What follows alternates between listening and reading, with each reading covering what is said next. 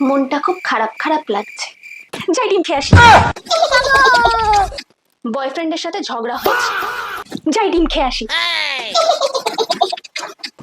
খিদে খিদে পাচ্ছে, যাই ডিম খেয়ে আসি। ধর কিছু ভালো লাগছে না, যাই ডিম খেয়ে আসি। এতটা আমার ডিম লাভার হওয়ার পেছনে কারণ কি জানো?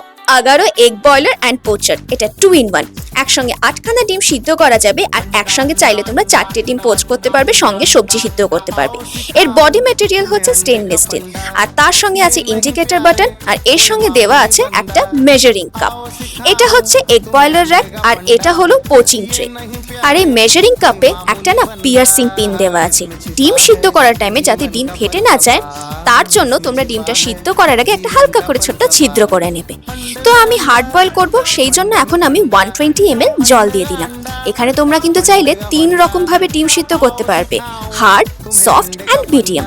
সিদ্ধ হয়ে গেছে ডিম, তো একটুখানি ঠান্ডা জলে ডিমটাকে আগে ঠান্ডা করে নিলাম। দেখো কি সুন্দরভাবে ডিমটা একেবারে হার্ড বল হয়ে গেছে, দেখেই একেবারে জিভে জল চলে আসছে। পেট খারাপ, যাই ডিম খেয়ে আসি। যাই সিদ্ধ সবজি খেয়ে আসি।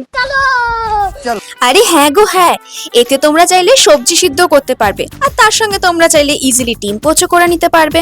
দেখতেই পাচ্ছ আমি কি কি সবজি নিয়েছি, আর ডিম পোচ করার জন্য আমি এখানে 2টো ডিম নিয়ে নিলাম। আর একটু এই ডিটেলসটাও জেনে রাখো, সফট বয়েলের জন্য 35 ml জল, মিডিয়াম বয়েলের জন্য 55 ml জল, আর হার্ড বয়েল বা পোচ টেকের জন্য 120 ml জল দেবে। আর দেখো কি সুন্দরভাবে এখানে আমার সবজিগুলো সিদ্ধ হয়ে গেছে, আর সাথে আমার এগ পোচও রেডি। উফ, আমি তো আর তর্স হইতে পারছি না।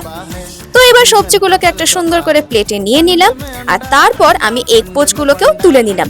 আর বাই দ্য ওয়ে, তোমরা চাইলে এতে একটুখানি হালকা করে অয়েল ব্রাশ করেও নিতে পারো। সবজিগুলো এত সুন্দর সিদ্ধ হয়েছে, মুখে দিলাম আর একেবারে সাথে সাথে গলে গেল। বাই দ্য ওয়ে, মা কি দেখছে? তাহলে টুক করে একটুখানি এগ পোচও ট্রাই করে নি। উফ, বাই দ্য ওয়ে, লিংক কিন্তু ডেসক্রিপশনে দেওয়া আছে। যাই ডিম খেয়ে আসি।